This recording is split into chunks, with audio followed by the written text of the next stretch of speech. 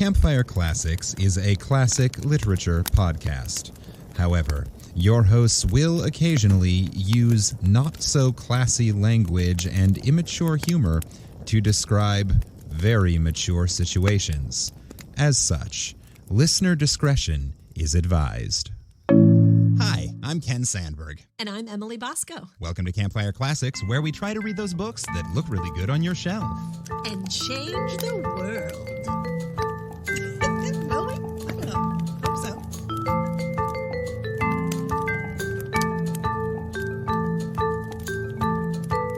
No, that's good. I like high aspirations. Yeah. I think more podcasts should be aspirational. Yeah, I have very lofty ambitions today. You know, I don't want to present. We should stop presenting this as a podcast about what it is and present it as a podcast about what we want it to be.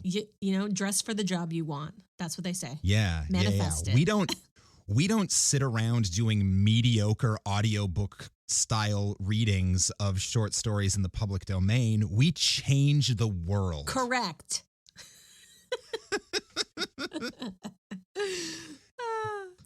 You know what it is? You know what it is? The temperature's a little warmer today, so I'm feeling very positive and optimistic today. Oh, nice. That's fun. And I spent the morning nannying these adorable little kids in the town over. So I'm just like, I don't know, I'm full of childish glee today because they're just really cute kids. And it's like my favorite way besides acting to make a buck. Good. They are so cute. I was very sad when my family moved from Jersey to Connecticut because I nannied for these other kids in New Jersey for a full year, and I loved them so much. They are my children, and I was very sad to leave them. But then when I got here, I was so happy because I found two more kids who were like just adorable in their own ways. And today, the main thing on the docket was first it was playing outside on their little jungle gym. And then the game became I was the owner and they were both doggies. They're 4 and 6. So they're very into like puppy play. So they were like, we're your dogs and you're our owner and you have to like tell us to do stuff. And I was like, okay. So first it was like, you know, puppy's whining. What does puppy want? Does puppy want a bowl of water? And they'd be like, ooh, ooh, ooh. Does puppy want food? Ooh, ooh, ooh. And it always ended up that the puppies wanted to drive my car and crash it into the ocean. That was the game today. That is weirdly specific. Is this the same kid who was obsessed with the Titanic for a while? You are 100% correct. All right. I'm sensing a theme of crashing into the ocean. Right. I think he's got like ocean voyages on the brain because I'd be like, I'd sit in the front of the play set or like on the edge of the slide and be like, okay, now I'm driving the doggies to the vet because I guess they need medicine because they keep whining and like nothing is making them happy. And then he's like, now pretend, and they'll like give me instructions, you know, they'll be like, now pretend that the dog pushed you over and now he's in the driver's seat and then he's driving. And I said, okay, whoa, the dog pushed me over and now he's in the driver's seat. They'd be like, and then pretend that I drove into the ocean. So I go, whoa, he drove into the ocean. It's mostly just me repeating the things that they say, you know? Sure. Right. It was really funny and really cute. They got such a kick out of the idea of a dog driving my car into the ocean multiple times that they quote unquote crashed 4 of my cars over the course of the couple of hours that I was babysitting them. It was really cute. These sound like future like serialized television writers here. Dude, I swear I would not be surprised. Or engineers, because everything is like, then the hull of the ship is this and all the different parts. Well, of if the you boat could turn, if they could turn that car into a car that A, a dog could drive, right, and B, would survive a trip into the ocean, yep, yeah, that'd be a pretty damn good engineer. I have high hopes for them, and I love them very much. So I had a good morning. Cool. What about you? I ran across something really interesting today that I want to sort of, this, dear listener, hi, listeners. How you doing? Oh yeah, we're deep in now. We're chitty chatting away. So this I'm gonna give sort of a little bit of a promo, but I want to preface this by saying this is a non-sponsored, unsolicited promotional for something that I ran across on Twitter while I was out trying to promote this podcast, and I just think it's fantastic, and I need to share about it. Great, you're just moved to speak. This is for a game. like a video game that is not yet released. It is currently set to be released this coming March 14th. It is a game called Write and Fight. And that's Write N, like N is just the letter N, like rock and roll, Write and Fight. And it is a game that's sort of a Street Fighter or Mortal Kombat, whichever your jam is, style fighting game. But the characters are writers like William Shakespeare, Alexander Dumas, Ernest Hemingway, Tolstoy, Dickens, Lovecraft. The home arenas are all based on those writers' literature. So there's like a spooky graveyard, there's a castle, there's a pub, and they all have different powers and like different ways of fighting. Dumas, because he's most famous for writing The Three Musketeers, his distance attack, his ranged attack is throwing wine bottles at his enemy. Oh my God, this is so cute. Ernest Hemingway appears to be kind of the bruiser of the group because his animation looks like a kind of jacked, shirtless Santa Claus. Meanwhile, H.P. Lovecraft looks sort of like a vampire who's cosplaying as the DC character Constantine. Seriously, this game looks super cool. Again, it's set to release in like 3 weeks or so. And if this sounds like a thing that you, listener, would be into, it's Write and Fight. You can just Google it and find what you find. But I ran across it. They have a couple of videos of like sample gameplay up. It looks fun and ridiculous, and I love it. I think it's absurd. That is really up the listeners' alleys, hopefully. And again, I have reached out to make sure it's okay that I talk about their game on the podcast. This is not a solicited sponsorship or anything. I just think it looks wild. Good to know. Oh, okay. Puzzle update. All right. Ooh, all right. So this is Puzzle Watch. More riveting. February 22nd, 2022. Content. Part of me is like, is this entire like podcast listener base just aurally witnessing my like downward spiral into middle age? Like this puzzle update is the most exciting thing happening in my life right now, but so be it. So as predicted, and now I can't remember if it was Ken who said Lucy was going to take a piece, and I was like, no, she's really good, or if it was the opposite, but whoever said it, this dog for sure took 2 pieces, my friends. 2 pieces. I finished the entire puzzle, and there were 2 blank spaces. So I said to myself, I'm going to buy that puzzle again, and I'm just going to sift through and find those 2 pieces, okay? So I buy the puzzle again from a big evil corporation that's very convenient that I hate that I bought it from, but whatever. That's what I did.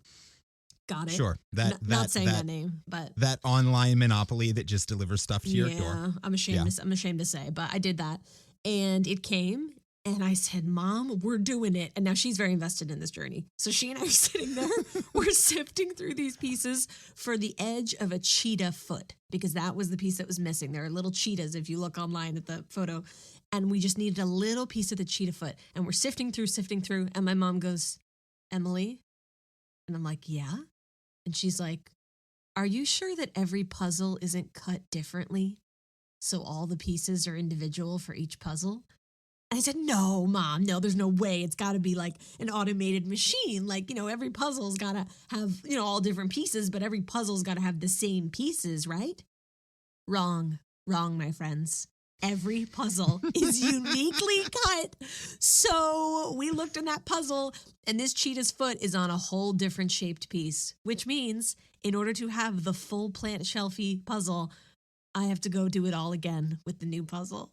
And this time I have to make sure that I don't lose a single piece, which is going to be hard because I still have a puppy. So these are like bespoke cut puzzles. Correct. So I don't know, my friend. So I am not going to be able to deliver the completed photo to you as soon as I would have hoped. But this time, as God is my witness, I'm going to finish the puzzle, and I am going to send you a picture of this completed puzzle, and I'm not going to lose one piece. And I told my mom, if I do this whole thing, and honestly, I don't really care because I was kind of sad when I finished it. I was like, oh, it's over. I like doing this puzzle.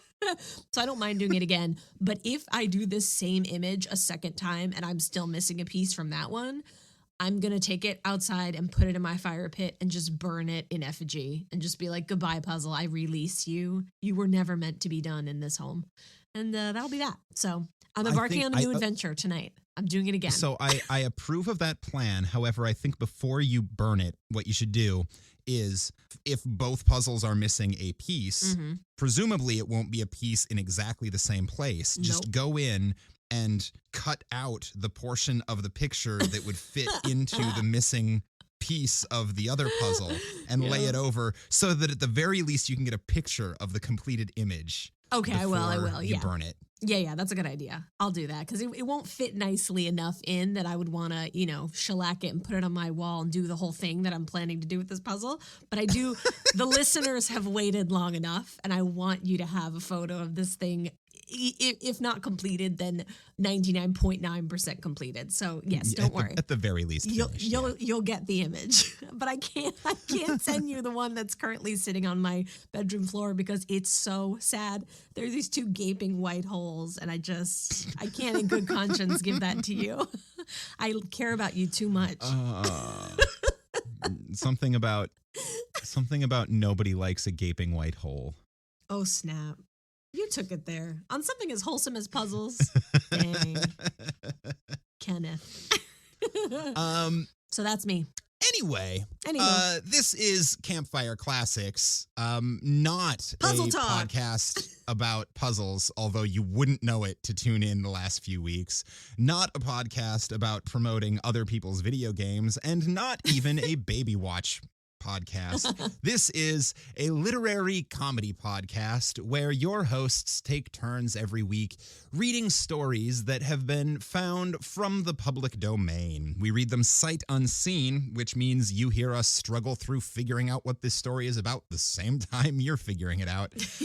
And we attempt voices and accents and occasionally have to look up words that we've never seen before or, make inappropriate sex jokes about things that maybe weren't sex jokes back when the story was written 160 years ago or whatever. Penis.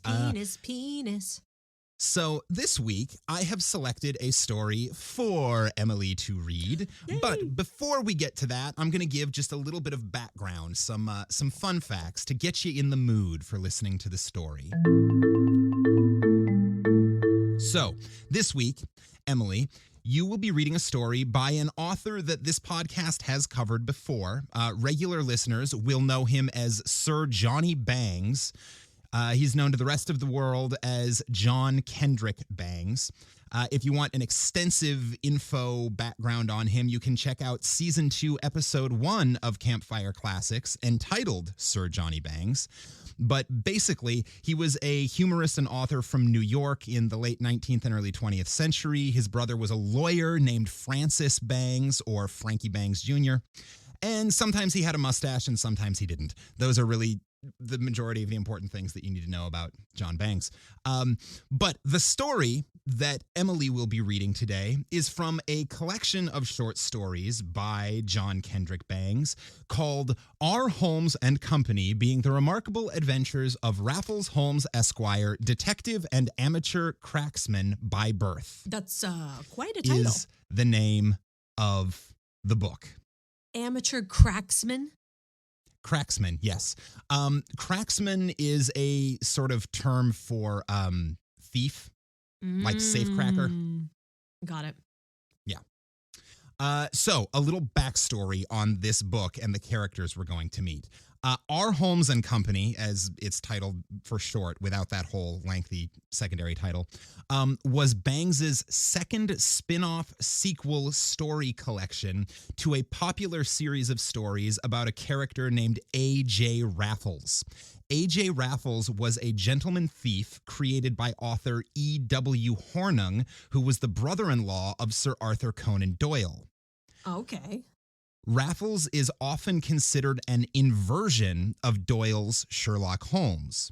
Holmes has Dr. Watson, who accompanies him and writes his stories. Raffles has Barry Bunny Manders, a former schoolmate who he saves from disgrace and then persuades to come along with him on burglaries and write down his stories. Ooh.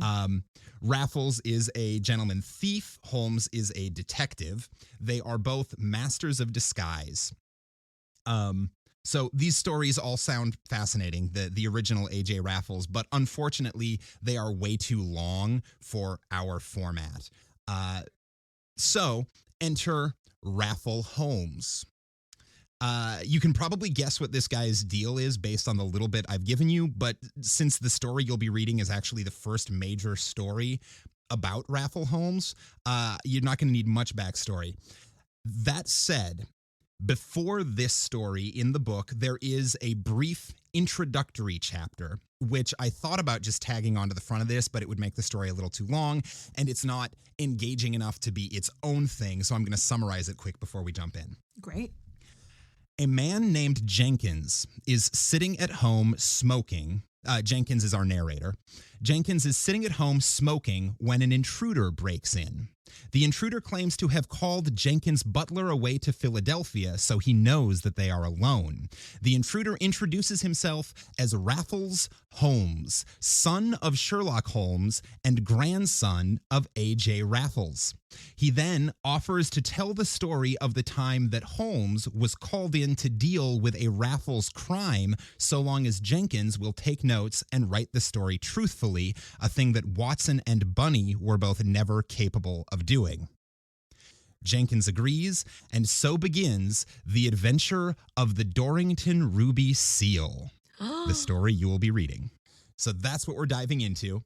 I have no idea what this is going to be, but it sounded entertaining, so let's give it a shot. I love it. All right, let's start this fire. The Adventure of the Dorrington Ruby Seal by John Kendrick Bangs. Lord Dorrington, as you may have heard, said Raffles Holmes, leaning back in my easy chair and gazing reflectively up at the ceiling, was chiefly famous in England as a sporting pair. His vast estates in 5 counties were always open to any sportsman of renown or otherwise, as long as he was a true sportsman. So open indeed was the house that he kept, that whether he was there or not, little weekend parties of members of the sporting fraternity used to be got up at a moment's notice to run down to Dorrington Castle, Devonshire, to Dorrington Lodge on the Isle of Wight, to Dorrington Hall near Dublin, or to any other country place for over Sunday. All right, so this guy's got lots of fancy friends, and he likes to party on the weekends. He got 1, 2, 3, he got 4 houses. Okay. Must be nice. Sometimes there'd be a lot of turf people. What are turf people? Commoners? Peasants? Probably turf people, like dirt people. Yeah, dirt people, yeah. Hey you, dirt boy. Sometimes there'd be a lot of turf people. Hang on, I'm looking it up. The only thing I find looking for turf people is like companies that will deal with your lawn. Turf people. Well, maybe that is if they're like playing cricket out on the lawn or something. They've got people attending to the lawn. Maybe, yeah. Let's find out. Although it also informal British, the verb turf is to force someone to leave somewhere. The example is they were turfed off the bus. Oh, yeah. They were forced off the bus. Yeah. So, I don't know. Maybe that'll... Context clues. Let's see. We'll find out. Sometimes there'd be a lot of turf people. Sometimes a dozen or more devotees of the prize ring. Not infrequently a gathering of the best-known cricketers of the time, among whom, of course, my grandfather, A.J. Raffles, was conspicuous. For the most part, the cricketers never partook of Dorrington's hospitality, save when his lordship was present, for your cricket player is a bit more punctilious in such matters than your turfmen or ringside habitués. Wow. It so happened one year, however, that his lordship was absent from England for the better part of 8 months, and when the time came for the annual cricket gathering at his Devonshire place, he cabled his London representative to see to it that everything was carried on just as if he were present, and that everyone should be invited for the usual week's play and pleasure at Dorrington Castle. His instructions I really wish I understood cricket more, because it is such a confusing game. Like, it looks kind of like it might sort of be related to baseball, except that they go out in their all-white jumpers and they take tea breaks, and near as I can tell, the game doesn't end until someone goes, well, I'm done. Right. Yeah, that's, I have never had a curiosity about it. Although now that you say it, I'm like, that's kind of interesting. Yeah. His instructions were carried out to the letter, and save for the fact that the genial host was absent, the house part went through to perfection. My grandfather, as usual, was the life of the occasion, and all went merry as a marriage bell. Oh, that's so cute. I'm going to use that. Merry as a marriage bell. Merry as a marriage bell. Hey, Emily, how you feeling today? Oh, merry as a marriage bell. And yourself. I do feel I have to do it in an RP accent, though. I can't. Oh. Yeah, I can't just say it. Yeah, no, it has to be merry as a marriage bell. Merry as a marriage. Merry as a marriage bell. Right, exactly. It's not for filthy Americans. Although if it's a little like, merry as a marriage bell, like a little folksy, you go that sort of works. McConaughey with it. Yeah. Yeah. That kind of works. Merry as a marriage bell. Yeah. And then, 7 months later, Lord Dorrington returned, and a week after that, the loss of the Dorrington jewels from the Devonshire strong boxes was a matter of common knowledge. Somebody stole the jewels during this party. I wonder if it's going to be the famous thief who's at the party. Right. When or by whom they had been taken was an absolute mystery. As far as anybody could find out, they might have been taken the night before his return or the night after his departure. The only fact in sight was that they were gone. Lady Dorrington's diamonds, a half-dozen valuable jewelled rings belonging to his lordship, and, most irremediable of losses, the famous ruby seal which George IV had given to Dorrington's grandfather, Sir Arthur Deering, as a token of his personal esteem during the period of the Regency. This was a flawless ruby, valued at some 6,000 or 7,000 pounds sterling, in which had been cut the Deering arms surrounded by a garter, upon which were engraved the words Deering Ton, which the family, upon Sir Arthur's elevation to the peerage in 1836, took as its title, or Dorrington. Oh, Deerington, Dorrington. Oh, Dorrington. That's where they got their name. I'm only a little disappointed because there was a significant part of me hoping that this was going to be a mystery about a seal, the animal, carved out of ruby. Yeah. That had got like a cute little statue. Oh, this makes more sense. A sea puppy. Yeah, yeah, that would have been more fun, but alas. It's just an expensive rock. His lordship was almost prostrated by the loss. The diamonds and the rings, although valued at 30,000 pounds, he could easily replace. Oh, must be nice. But the personal associations of the seal was... well, now I only think about... Yeah, some asshole came in and stole his pet seal. My little cutie. Little whiskers. But the personal associations of the seal were such that nothing, no amount of money, could duplicate the lost ruby. So that his first act, I broke in breathlessly, was to send for Sherlock Holmes, my father, said Raffles Holmes. Yes, Mr. Jenkins, the first thing Lord Dorrington did was to... I love that the narrator is like a fanboy. He's like, oh my God, wait, did Sherlock Holmes come? Oh my God, I can't wait. Yeah. So cute. In that little introductory story I talked about, he's like, wait, you're...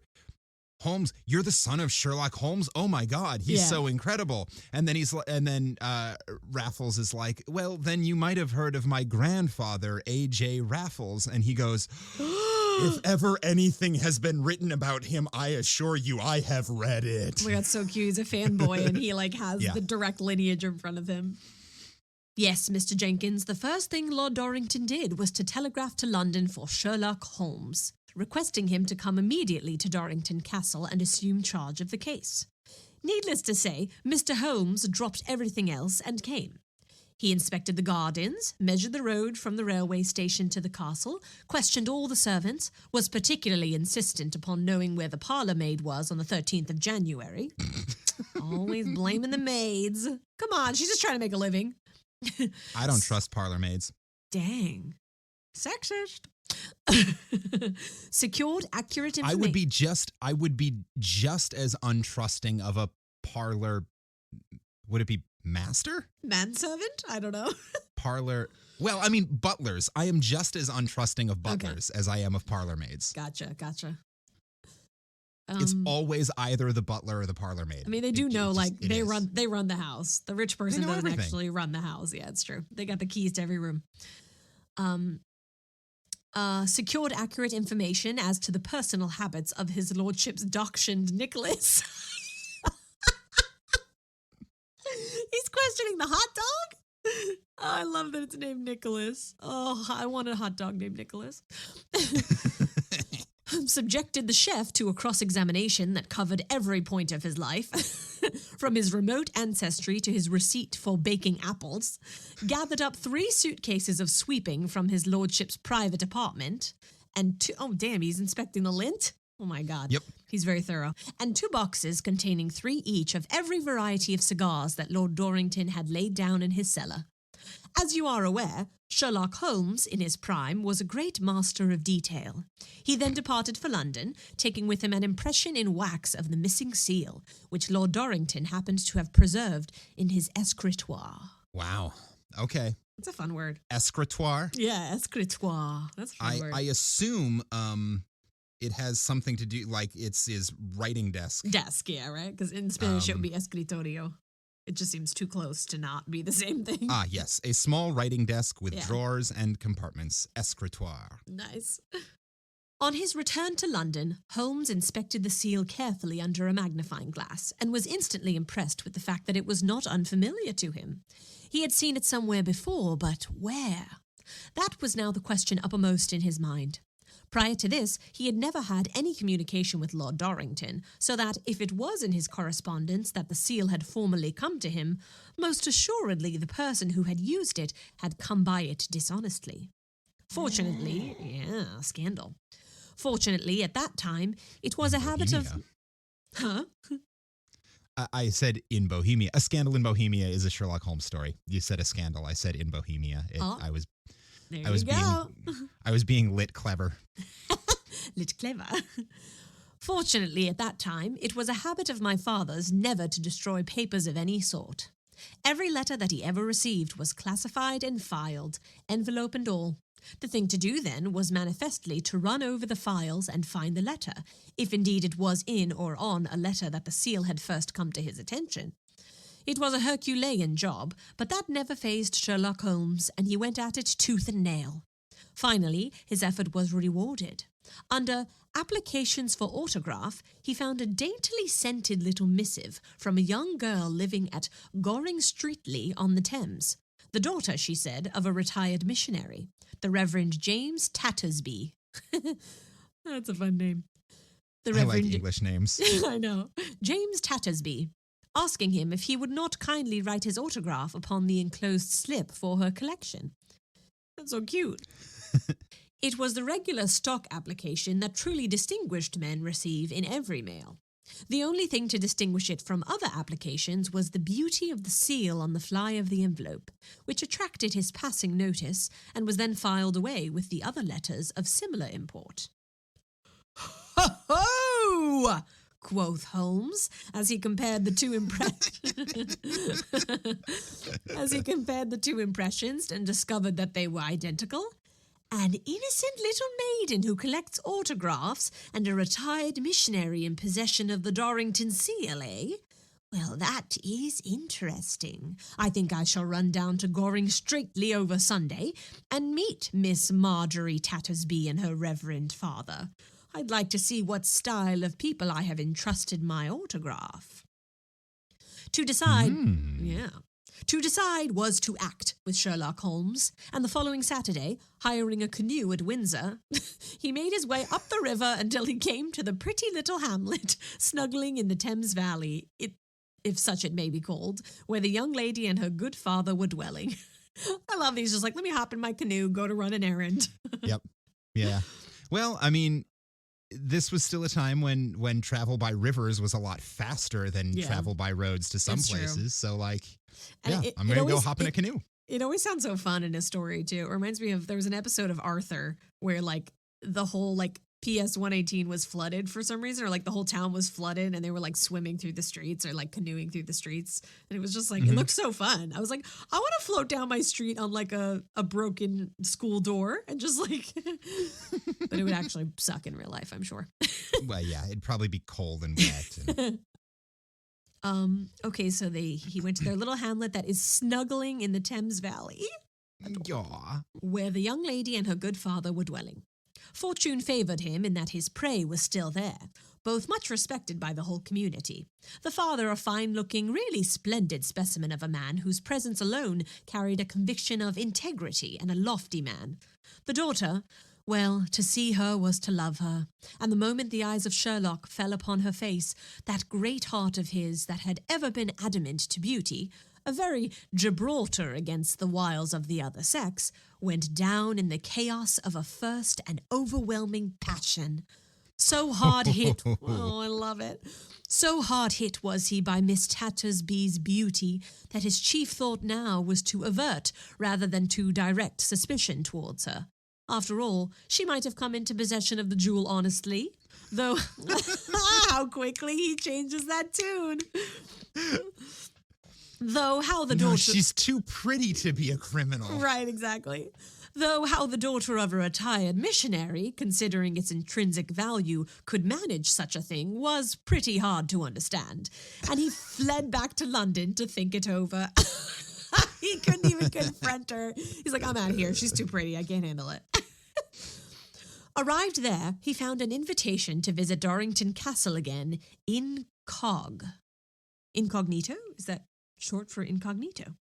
It just says incog, I-N-C-O-G. Probably. Yeah. I would assume. Here, let me look up and see if it... he's going undercover. Having one's true identity concealed. He's going undercover. Yep. Got it. Yeah, like come back and disguise who you are. Yep. Because we're going to have you look into what might have happened. People are more likely to talk to like the horse groom from the stable than to Mr. Sherlock Holmes. Yes, exactly. His fame is such a burden. Oy. Well, I suppose if you're trying to act as like a secret detective. Oh no, yeah, you don't actually. It's actually you kind of messed up if you became famous. Fame really is problematic. Yeah. It's hard to hang on to the private part of private investigator. Right. He's not a very good PI. He is a PI. He's a public investigator. Yeah. Lord Dorrington was to have a mixed weekend party over the following Sunday, and this, he thought, would give Holmes an opportunity to observe the characteristics of Dorrington's visitors, and possibly gain, therefore, some clue as to the... Clue is spelled C-L-E-W. Some clue as to the light-fingered person from whose depredations his lordship had suffered. The idea... So Raffles has a flair for the dramatic. He really does. The idea commended itself to Holmes, and in the disguise of a young American clergyman whom Dorrington had met in the States, the following Friday found him at Dorrington Castle. Well, to make a long story short, said Raffles Holmes, the young clergyman was introduced to many of the leading sportsmen of the hour, and for the most part they passed muster, but one of them did not, and that was the well-known cricketer A.J. Raffles. For the moment Raffles entered the room, jovially greeting everybody about him, and was presented to Lord Dorrington's new guest, Sherlock Holmes recognised in him no less a person than the Reverend James Tattersby, retired missionary of Galling Streatley-on-Thames, and the father of the woman who had filled his soul with love and yearning of the truest sort. Oh, no. Oh, no. The problem was solved. Raffles was, to all intents and purposes, caught with the goods on. Holmes could have exposed him then and there had he chosen to do so, But every time it came to the point, the lovely face of Marjorie Tattersby came between him and his purpose. How could he inflict the pain and shame with which the exposure of her father's misconduct would certainly entail upon that fair woman, whose beauty and fresh innocence had taken so strong a hold upon his heart? No, that was out of the question. Wow, I did not expect this to turn into such a romance. I love it. I mean, if this is, I guess he's telling the story of how his parents met. Oh, yeah, that's true. That's true. The thing to do, clearly, was to visit Miss Tattersby during her father's absence, and if possible, ascertain from just how she had come into the possession of the seal, before taking further steps in the matter. He's like, let's stall. This he did, making sure to begin with that Raffles was to remain at Dorrington Hall for the coming 10 days. Holmes had himself telegraphed for and returned to London. There he wrote himself a letter of introduction to the Reverend James Tattersby, on the paper of the Anglo-American Missionary Society, a sheet of which he secured in the public writing room of that institution, armed with which he returned to the beautiful little spot on the Thames where the Tattersby abode. Crafty, crafty.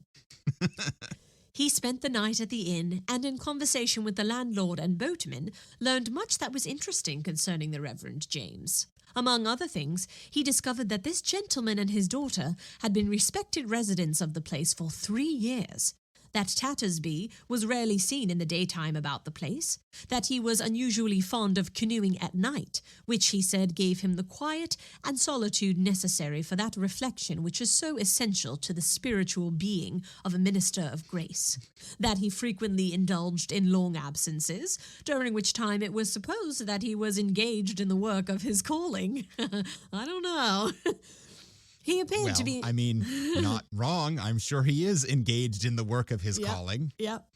His calling just ain't the Jesus calling. The Lord. He appeared to be a man of some, but not lavish, means. The most notable and suggestive thing, however, that Holmes ascertained in this conversation with the boatman was that at the time of the famous Cliveden robbery, when several £1,000s worth of plate had been taken from the Great Hall, that later fell into the possession of a well-known American hotel keeper, Tattersby, who happened to be on the river late that night, was, according to his own statement, the unconscious witness of the escape of the thieves on board a mysterious steam launch, which the police were never able afterwards to locate. They had nearly upset his canoe with the wash of their rapidly moving craft as they sped past him after having stowed their loot safely on board. Tattersby had supposed them to be employees of the estate and never gave the matter another thought until 3 days later, when the news of the robbery was published to the world. He had immediately communicated the news of what he had seen to the police and had done all that lay in his power to aid them in locating the robbers, but all to no purpose. Oh, man. Oh, shucks. Just couldn't find that fast boat. Gee, I was really hoping I'd be able to help you guys find this really fast boat. Yeah, ooh, Nelly. With a whole bunch of people who definitely aren't me on board. It totally splashed me as it passed by. There's proof. Irrefutable. See, I'm wet. Yeah. As he pours a water bottle in himself. See? From that day to this, the mystery of the Cliveden plot had never been solved. The following day, Holmes called at the Tattersby cottage and was fortunate enough to find Miss Tattersby at home. His previous impression as to her marvellous beauty was more than confirmed, and each moment that he talked to her she revealed new graces of manner that completed the capture of his hitherto unsusceptible heart. Miss Tattersby regretted her father's absence. He had gone, she said, to attend a secret missionary conference at Pentwillycod in Wales, and was not expected back for a week, all of which quite suited Sherlock Holmes. Oh, secret missionary conference. So, hey, I hear your parents are out of town for a week. Right. Right. Right. I love it. She said, my dad's not even home. Ooh.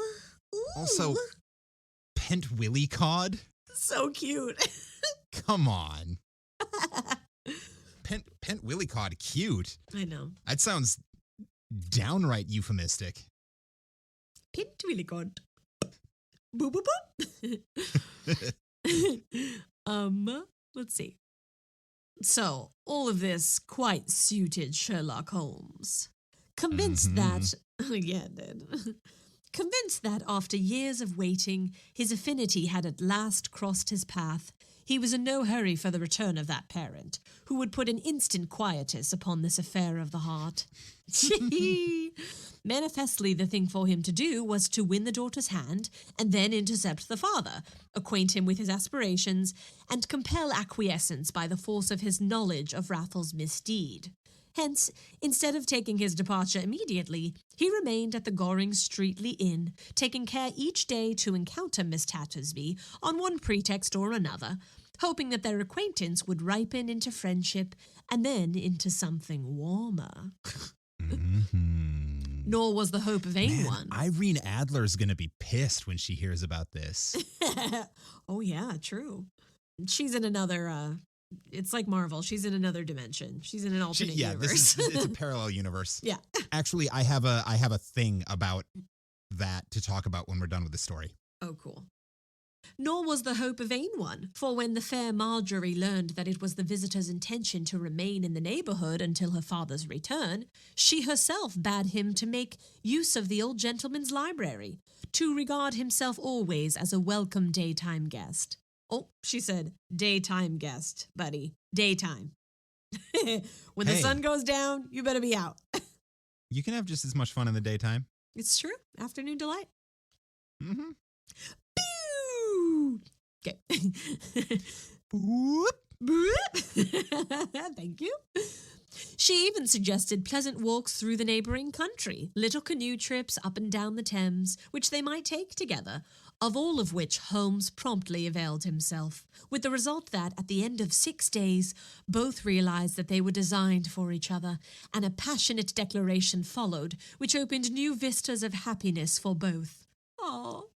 Hence it was that, when the Reverend James Tattersby arrived at Goring Streatley the following Monday night, unexpectedly, he was astounded to find sitting together in the moonlight, in the charming little English garden at the rear of his dwelling, 2 persons, one of whom was his daughter Marjorie, and the other a young American curate to whom he had already been introduced as A.J. Raffles.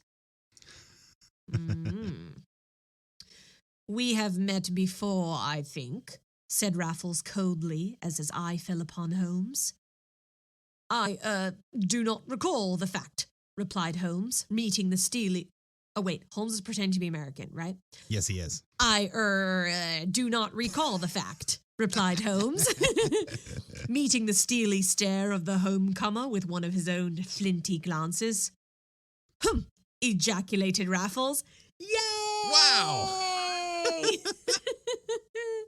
Yay, check off your bingo card, listeners. If you had ejaculated on this week's bingo card. Wow, Holmes must be a good-looking guy as an American clergyman. Immediate ejaculation. Immediate. That American accent plus his looks, done.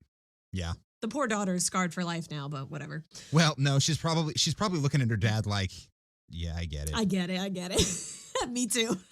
Especially if he's doing this American accent. You know, if he's doing the like, he's doing the. Oh, have you seen the Hugh Jackman Wolverine? Yeah, and that's his. Yeah. Have you seen The Power of the Dog? No. It's nominated for all these Oscars, but it's Benedict Cumberbatch doing that like deep, gravelly cowboy accent, and it's so hot. I was like, whoa. So I get it, Raffles. Ejaculated Raffles, nonplussed at the other's failure to recognize him. Then he shivered slightly. Oh, this is so erotic. Suppose we go indoors. It is a trifle chilly out here in the night air. The whole thing, the greeting, the meeting, Holmes's demeanour and all was so admirably handled that Marjorie Tattersby never guessed the truth, never even suspected the intense dramatic quality of the scene she had just gazed upon. He said, "It was drama, Mama, it was drama." Oh, because this is Sherlock Holmes, the world's greatest consulting detective, and A.J. Raffles, gentleman thief, both dressed as clergy. Right? They're both pretending to be priests. That is a dramatic scene. I love it. Yes, let us go indoors, she acquiesced. Mr. Dutton has something to say to you, Papa. So I presumed, said Raffles dryly. And something that were better said to me alone, I fancy, eh? He added. Quite so, said Holmes calmly, and indoors they went. Marjorie immediately retired to the drawing-room, and Holmes and Raffles went at once to Tattersby's study. Well, said Raffles impatiently when they were seated, I suppose you have come to get the Dorrington seal, Mr. Holmes. Ah, you know me then, Mr. Raffles, said Holmes with a pleasant smile. All right, so we can stop pretending now. Cool. Yeah. Perfectly, said Raffles. I knew you at Dorrington Hall the moment I set eyes on you, and if I hadn't, I should have known later, for the night after your departure, Lord Dorrington took me into his confidence and revealed your identity to me. Dorrington ratted on him? Damn. Dorrington ratted on him not knowing he was ratting on him to the person that he brought him there to investigate. To find, right, exactly. Dorrington's a dumbass. He doesn't deserve the seal back. Dummy.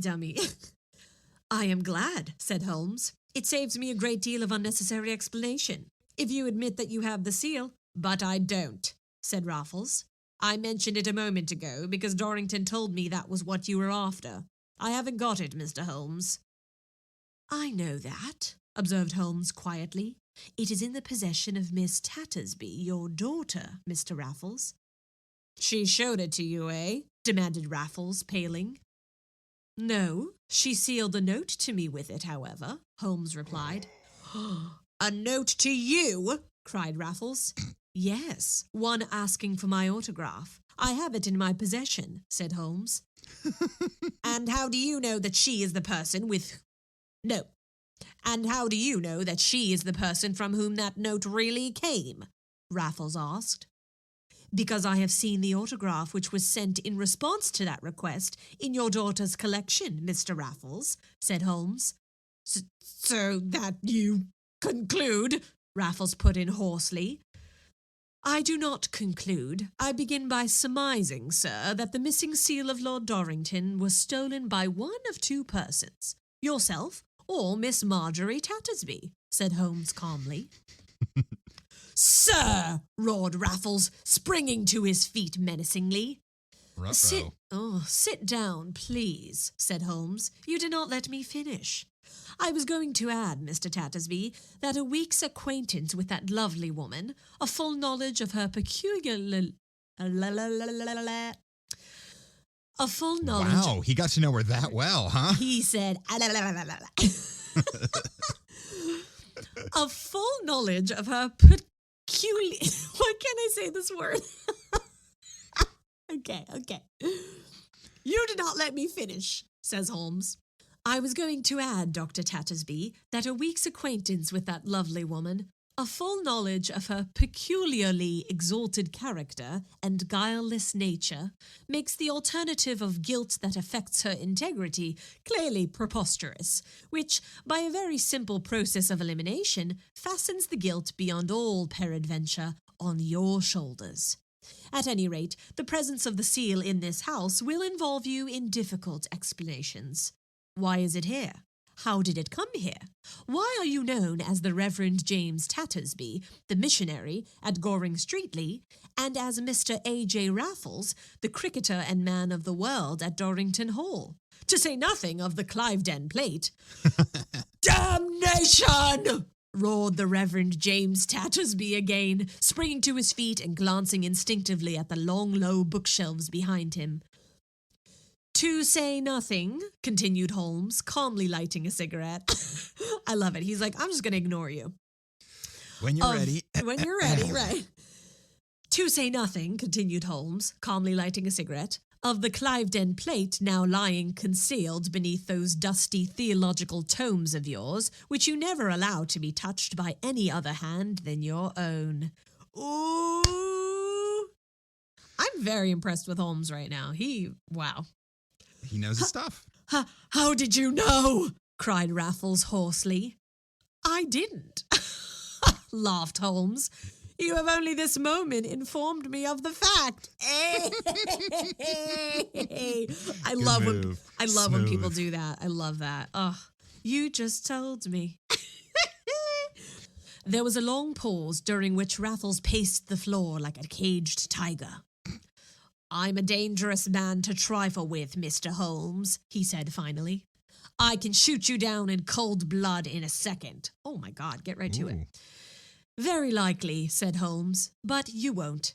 It would add to the difficulties in which the Reverend James Tattersby is already deeply immersed. Your troubles are sufficient as matters stand, without your having to explain to the world why you have killed a defenseless guest in your own study in cold blood. Well, what do you propose to do? Demanded Raffles after another pause. Marry your daughter, Mr. Raffles, or Tattersby, whatever your permanent name is. I guess it's Tattersby in this case, said Holmes. I love her and she loves me. Perhaps I should apologize for having wooed and won her without due notice to you, but you doubtless will forgive that. It's a little formality you sometimes overlook yourself when you happen to want something that belongs to somebody else.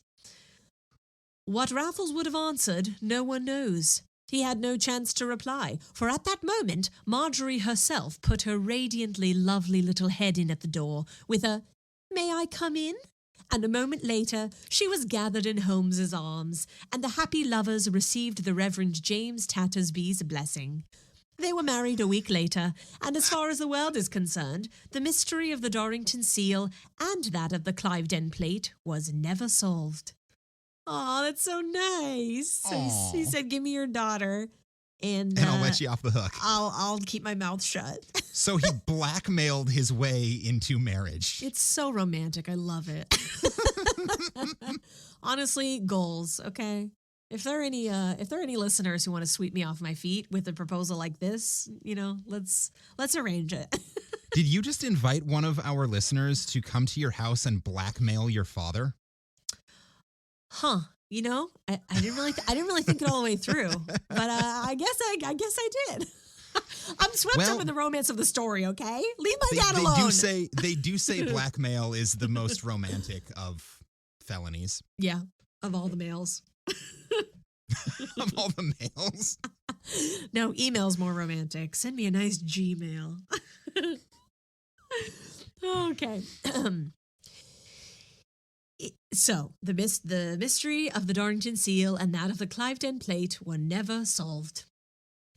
It is compounding a felony, Raffles, said Holmes after the wedding. But for a wife like that, hanged if I wouldn't compound the 10 Commandments.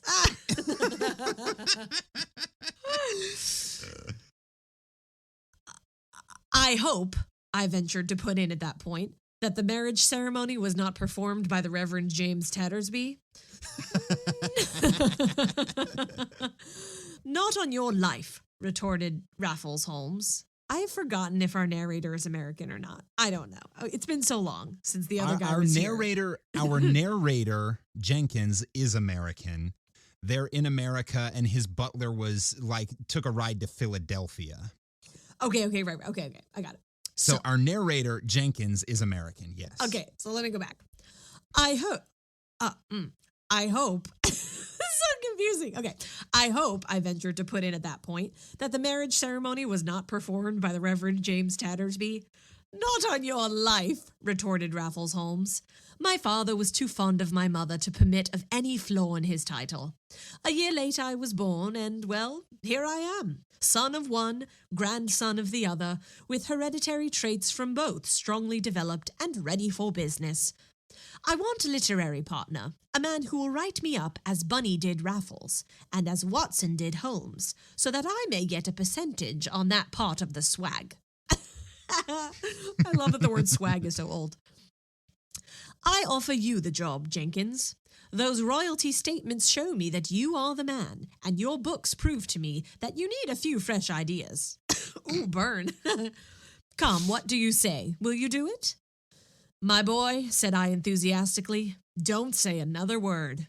Will I? Well, just try me. And so it was that Raffles, Holmes, and I struck a bargain and became partners. The end. Yeah. Yay!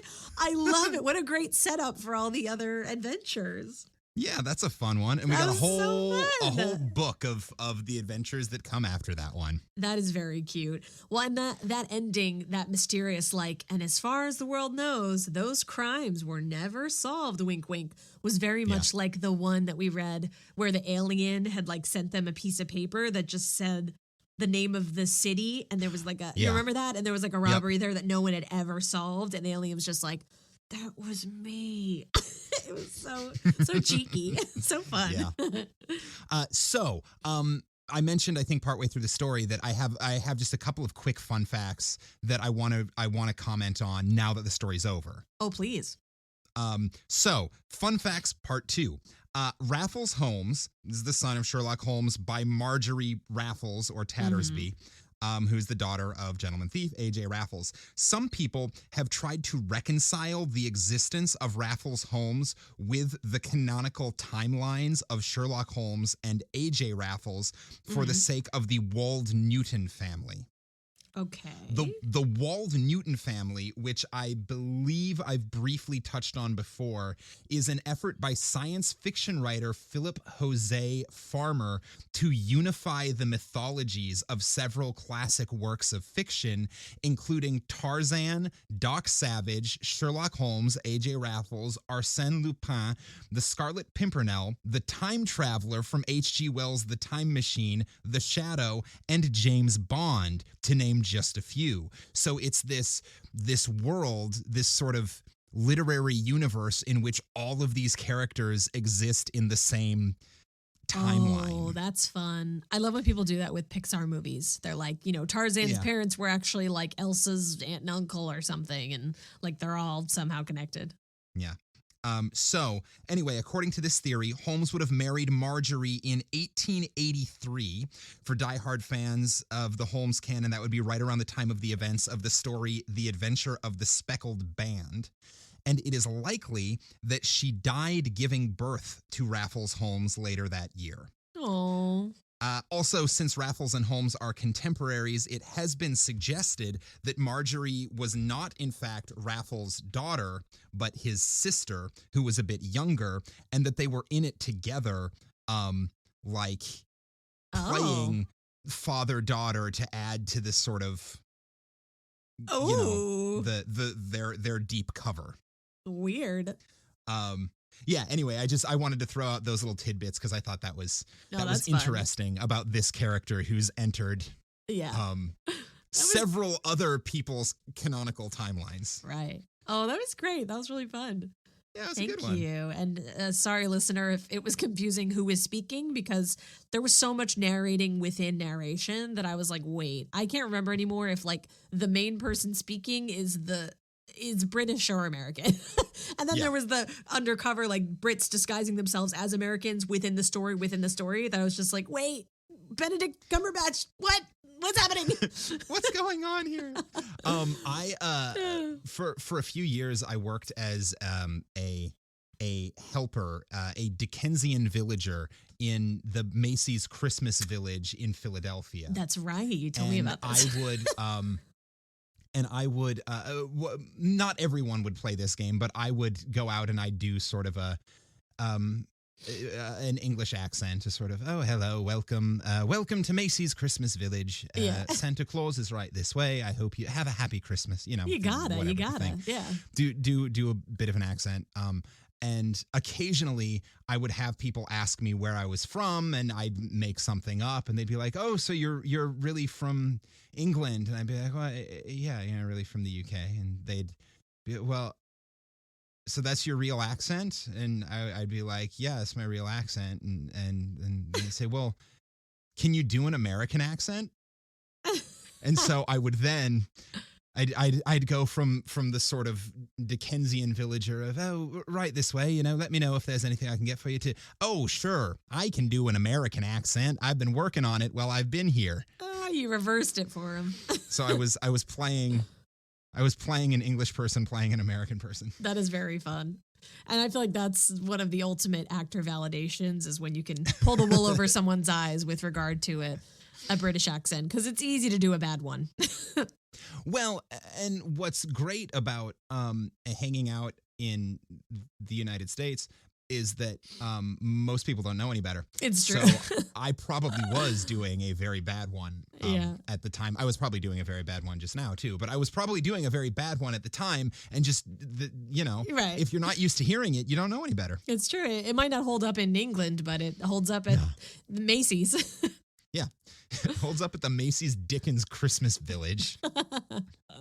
So, what did you think of that story, listener? Did you have fun? Would you like to continue hearing the continuing stories of Raffles Holmes and Mr. Jenkins, his standby author? Yeah. If you would, let us know. Shoot us a message at any of our social media. Campfire Classics is on Twitter and Facebook and Instagram.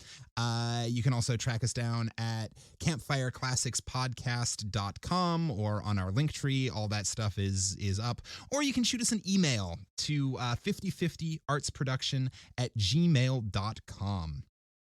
If and when you message us, please include in your message this week's secret passcode, which is gaping white hole. Oh, my. Oh my.